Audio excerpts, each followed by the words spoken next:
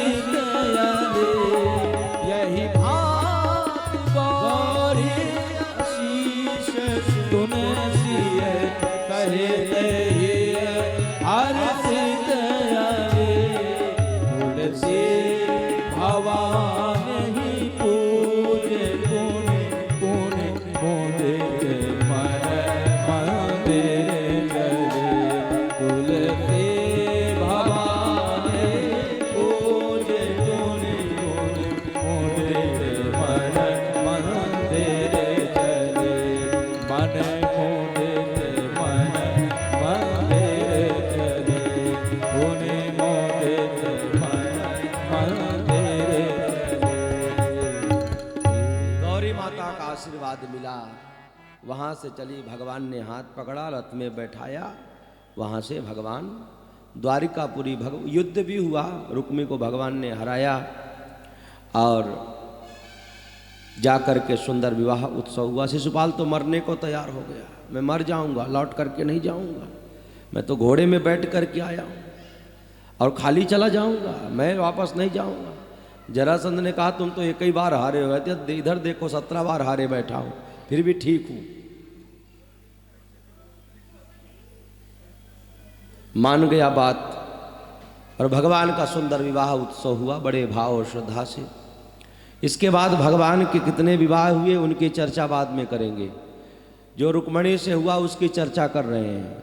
भगवान सुखदेव कहते हैं कामस्तु वासुदेवांशो दग्धा प्रागरुद्रमन्युना देहोपपत्तये भूय तमेव प्रत्यपद्यत। रुक्मणी से जो बालक हुआ उसकी चर्चा कर रहे हैं। एक सम्रासुर नाम का दैत्य था, उसको पता चला कि द्वारिकाधीश का जो पहला पुत्र होगा रुक्मणी के गर्भ से वो हमारा काल होगा। तो अपने काल को नष्ट करने के लिए उस बालक को सूतिका गृह से उठा ले गया और ले जाकर के डाल दिया समुद्र में। सोचा हमारा काल नष्ट हो गया। पर एक बात ध्यान रखना चाहिए, कभी कोई काल को नष्ट नहीं कर सकता। अभी तो संसार के जितने भी प्राणी हैं सब काल के वशीभूत हैं, पर इसने काल को ही नष्ट करने का प्रयास कर लिया। काल ही नष्ट हो जाएगा मेरा, समुद्र में डाल दिया बालक को। उस बालक को मछली निगल गई, मछुआरों ने मछली को पकड़ा, भेदन किया तो बालक मछली को उदर में मिल गया और वही बालक पुनः सम्रासुर के घर में पहुंचा दिया गया। वहां रसोई का कार्य करती थी रति, उस बालक को सेवा के लिए सौंप दिया गया और रति बड़े ही भाव और श्रद्धा से उस बालक की सेवा करने लग गई। सेवा करते करते एक दिन नारद जी पहुंचे। नारद जी ने कहा देवी जिस बालक की तू सेवा कर रही है पहचानती है कौन है? रति ने कहा पहचानती तो नहीं पर सेवा कर रही हूं। कहा देवी यही तुम्हारे पति हैं। रति को आश्चर्य हुआ, ये मेरे पति कैसे हो सकते हैं? नारद जी ने याद दिलाया, याद करो देवी, जिस समय तुम्हारे पति कामदेव भगवान शिव की समाधि को खंडित करने के लिए अनेकानेक प्रकार के काम बाणों का प्रयोग किया देवताओं के हित के लिए, क्योंकि उस समय तारकासुर का बड़ा आतंक था और तारकासुर को कौन मार सकता है? शिव का ही पुत्र मार सकता है। और शिव तो समाधि में बैठे हुए हैं, समाधि से जागृत हो तो पार्वती से विवाह करें और जाकर के फिर पुत्र हो, तब जाके तारकासुर का वध हो। प्रक्रिया बड़ी लंबी है। अभी तो समाधि में बैठे हुए हैं और समाधि उनकी खुले कैसे? तो कामदेव से कहा कि तुम भगवान शिव की समाधि खंडित कर दो। कामदेव ने कहा मैं समाधि खंडित कर दूंगा लेकिन मैं बचूंगा नहीं, मुझे मालूम है। लेकिन कोई बात नहीं, मेरे एक के कारण यदि सारे जगत का कल्याण हो रहा है तो मैं अपने आप को ही सारे जगत के लिए न्यौछावर कर देता हूं। और यह दृढ़ संकल्प करके और चल दिया भगवान शिव की समाधि को खंडित करने के लिए। और भगवान शिव के ऊपर अनेकानेक प्रकार के काम बाणों का प्रयोग किया और भगवान शिव की जब समाधि खुली, तीसरा नेत्र खुला तो जलकर भस्म हो गया। कामदेव हाहाकार मच गया। रति अपने पति की अस्थियों को लेकर के भगवान शिव के सामने बहुत रोया, बहुत रोया। भगवान शिव तो आशुतोष है, प्रसन्न हो गए और कहा देवी तुम्हारे पति तुम्हें प्राप्त होंगे, लेकिन अभी नहीं। कब? जब यदुवंश कृष्ण अवतार हुई है हरण महामहि भारा। कृष्ण यदुवंश कृष्ण अवतारा हुई है हरण महामहि भारा। कृष्ण तनय हुई है पति तोरा। कृष्ण तनय हुए हैं पति तोरा। बचन अन्यथा होई न देवी तुम्हारे पति तुम्हें प्राप्त होंगे। कब? जब भगवान इस धरा पे आएंगे, यदुकुल में अधर्म का विनाश करने के लिए और धर्म की स्थापना करने के लिए भगवान जब आएंगे, तुम्हारे पति उनके पुत्र बन करके आएंगे, तुम्हें प्राप्त होंगे। और देवी यही द्वारिकाधीश के पुत्र है। सारी घटना बताई कि संबरासुर उठा लाया, समुद्र में डाल दिया, पूरी घटना बता दी। रति को बड़ा सुख मिला और उस बालक की बड़े भाव और श्रद्धा से उस बालक की सेवा करने लग गई। सेवा करते करते समय बीता, युवावस्था में बालक आ गया तो रति का व्यवहार बदला, रति का विचार बदला, रति की भावना बदली। तब एक दिन प्रद्युम्न जी ने डांट दिया, मातृभाव अतिक्रम्य वर्तसे कामनीय था। आप मेरी माता हो और माता का भाव अतिक्रमण क्यों कर रही हो, कामनी जैसा व्यवहार क्यों कर रही हो। तब आज रति ने कहा, अहम ते अधिकृता पत्नी, हम आपकी अधिकारिणी पत्नी हैं। आज से नहीं, हमारा और आपका संबंध तो जन्म जन्मांतर से है। आप कामदेव हो और मैं आपकी अर्धांगिनी रति हूं। पूरी घटना बताई। भगवान शिव के तीसरे नेत्र से आप भस्म हो गए थे। मैंने प्रार्थना किया, भोलेनाथ ने कहा था कि तुम्हारे पति तुम्हें मिलेंगे। मैं तब से आपका इंतजार कर रही थी प्रभु। और ये सम्रासुर आपको मारने का प्रयास किया। जब पूरी घटना बता दिया तो सम्रासुर के बारे में बताया तो प्रद्युम्न को बड़ा क्रोध आया। और जब क्रोध आया तो जाकर के सम्रासुर का राधे राधे कर दिया, नष्ट हो गया।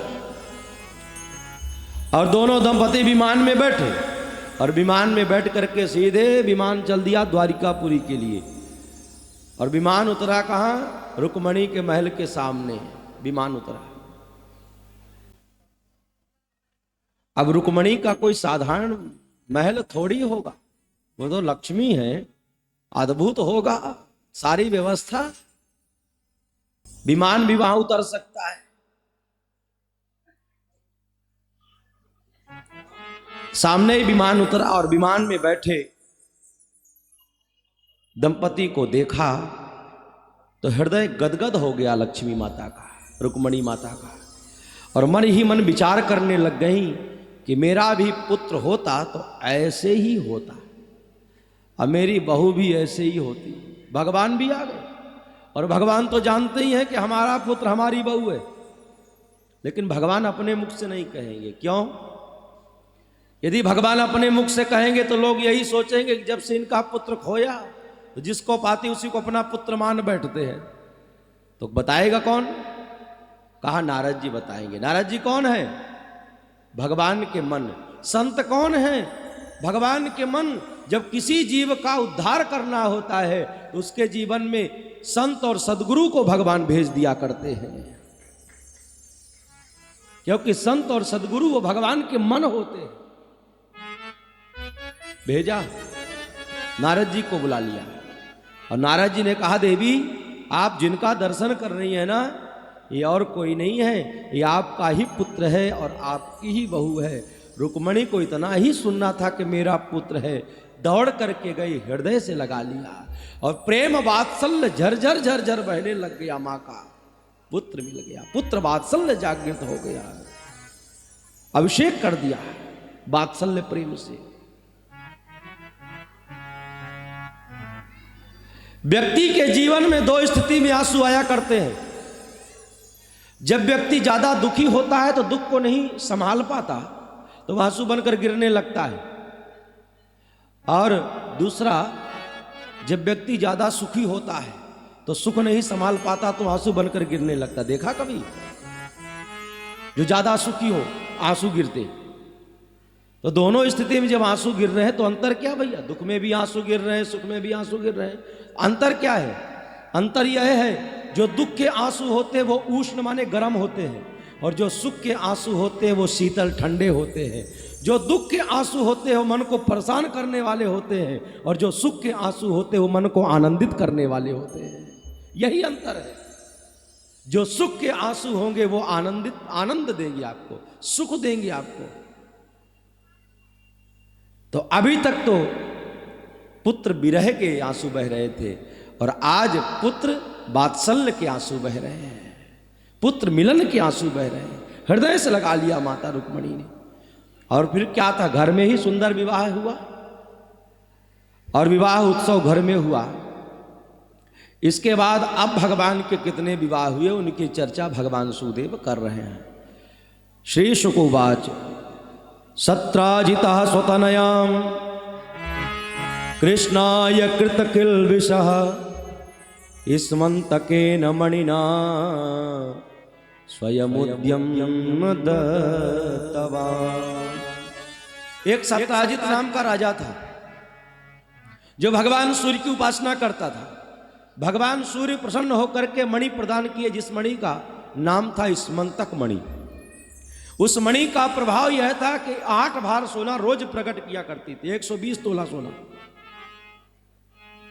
जो भगवान सूर्य की उपासना करता है, भगवान सूर्य को अर्घ्य देता है, भगवान सूर्य के उदय होने से पहले ही बिस्तर को छोड़ देता है, वो हमेशा निरोगी होता है, स्वस्थ रहता है,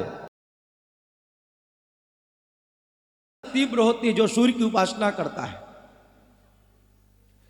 उसके घर में कभी भी दरिद्रता का प्रवेश नहीं हो सकता। जो सूर्य उदय होने से पहले ही उठ जाता है, स्नान कर लेता है, भगवान सूर्य को अर्घ्य देता है, धन धान्य की कोई कमी उसके जीवन में नहीं होती।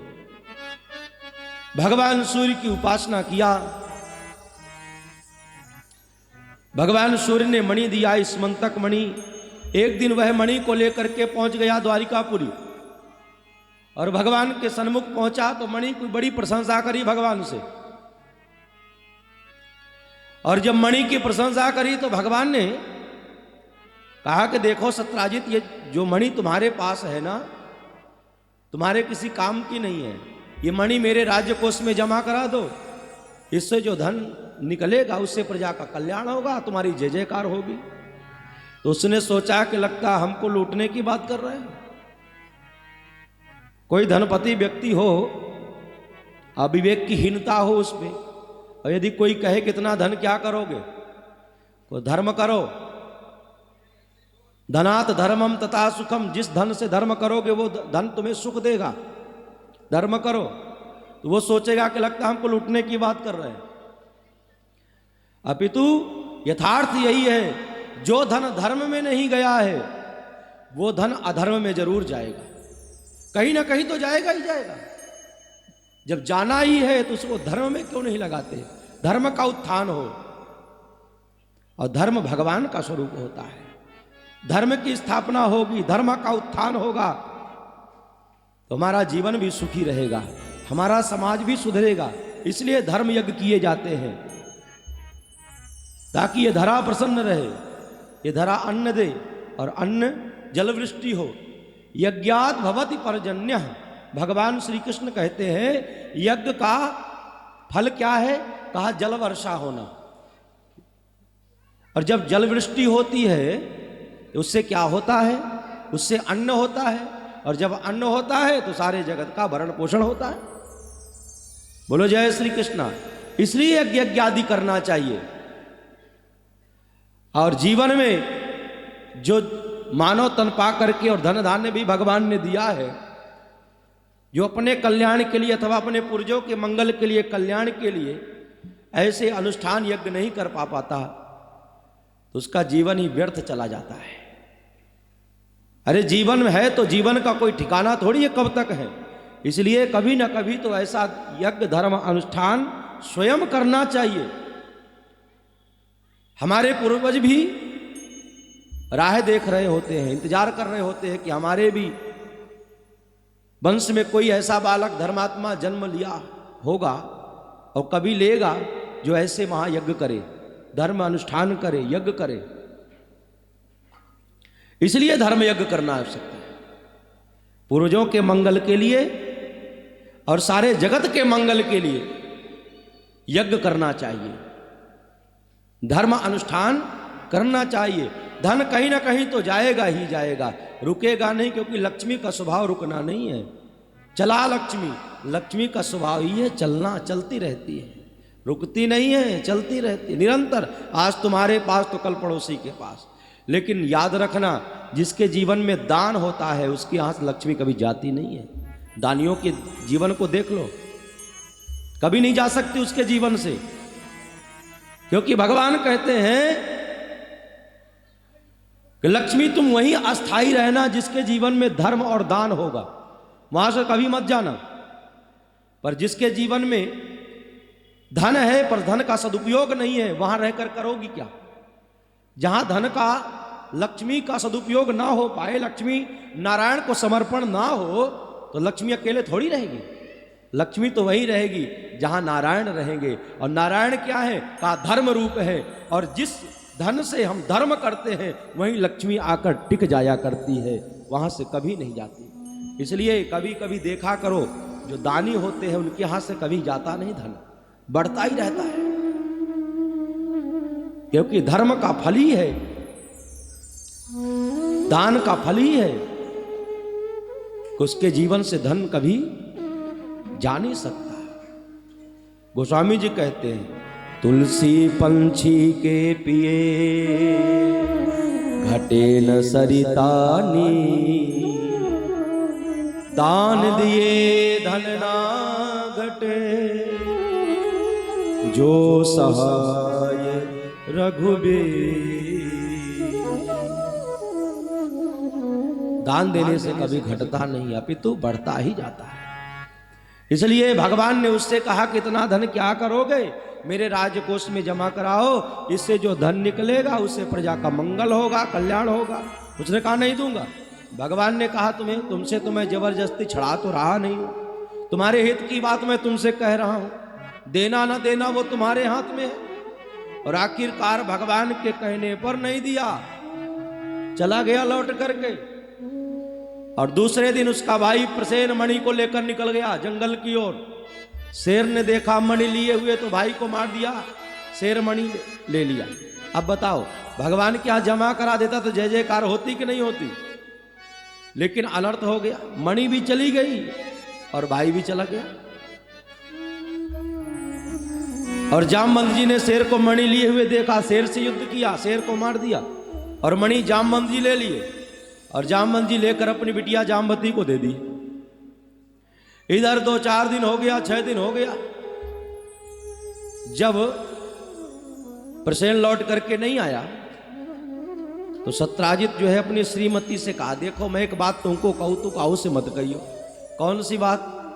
या जो द्वारिकाधीश है ना, या के बारे में सभी जाने, जब ये वृंदावन में रहो तो माखन दूध दही की चोरी करी, वहां के बाद मथुरा आयो, वहां से भगो सो द्वारिकापुरी आयो, पर स्वभाव चोरी को काहे को जाए।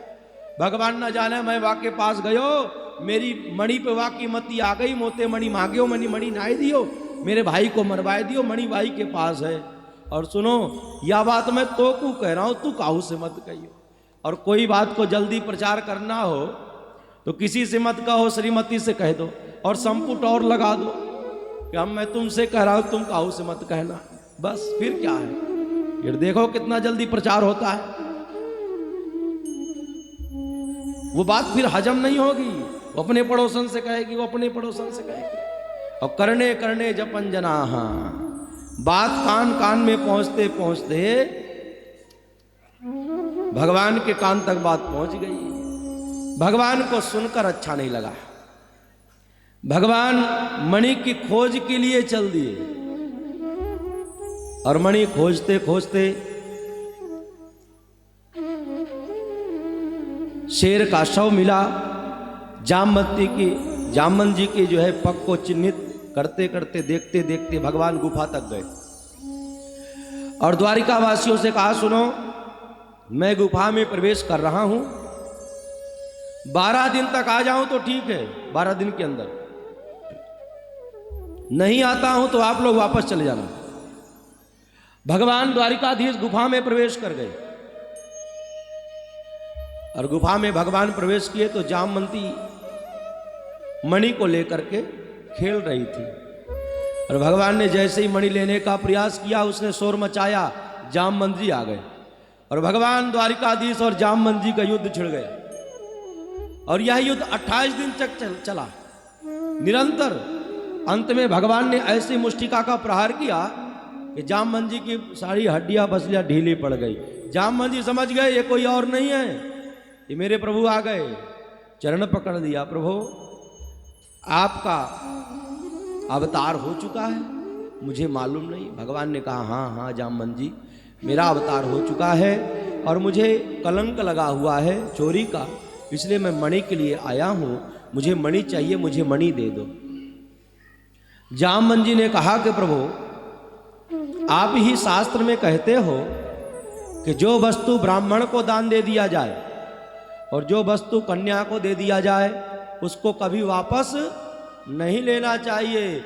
जो लेता है उसके लिए नरक का दरवाजा खुल जाया करता है, वह नरकगामी होता है। इसलिए दान देने के बाद कभी वापस नहीं लेना चाहिए, या तो दो मत, दे दिया तो उसको वापस मत लो और ना उसमें ममता रखो कि मेरा है, मैंने दिया है, दे दिया सो दे दिया। अब आजकल व्यक्ति देता कम है, गाता ज्यादा है। देगा 10 रुपया और गाएगा 100 जगह जाकर के, तो दान का फल नष्ट हो गया कि नहीं? दान वह है कि एक हाथ से दे दिया तो दूसरे हाथ को भी पता ना चले, उस दान का फल मिलता है। और दिया से दुनिया में गाते फिर रहे तो क्या मतलब? बोलो राधे राधे। तो प्रभु ये मणि मैंने अपनी बिटिया को दे दिया हूं और बिटिया से लेकर आपको कैसे दे दूं? अन्याय होगा ना। भगवान ने कहा, जामवंत जी कुछ भी हो, मणि तो हमें चाहिए। जामवंत जी ने कहा, अच्छा मौका है। रामावतार में भगवान के मंत्री थे और कृष्णावतार में भगवान हमारे दामाद बन जाए। कहा, प्रभु एक काम हो सकता है। कौन सा काम? मेरी बेटी से विवाह आप कर लो, मणि आपकी हो जाएगी। भगवान ने कहा, सुबह से शीघ्र। एक मणि के लिए आए थे, 2-2 मणि मिल गई। भगवान ने जामवती से विवाह किया, मणि लिया और चल दिया द्वारिकापुरी की ओर। 12 दिन तक जब भगवान गुफा के बाहर नहीं गए थे तो सब द्वारिकावासी उदास होकर के पहुंचे द्वारिकापुरी। द्वारिकावासियों को सूचना प्रदान करी, भगवान के बिना सब उदास हो गए। भगवान के बिना नारद जी आए और देवी भागवत के महात्म्य में लिखा है, वहीं यहीं से शुभारंभ होता देवी भागवत कि नारद जी ने श्रीमद् देवी भागवत का अनुष्ठान कराया और अनुष्ठान पूर्ण ही हो रहा था, यज्ञ हवन की तैयारी ही चल रही थी, तो भगवान द्वारिकाधीश जामवती को और मणि को लेकर द्वारिकापुरी पहुंच गए। जय जयकार भाई, बोल द्वारिकाधीश की जय हो। जैसे जय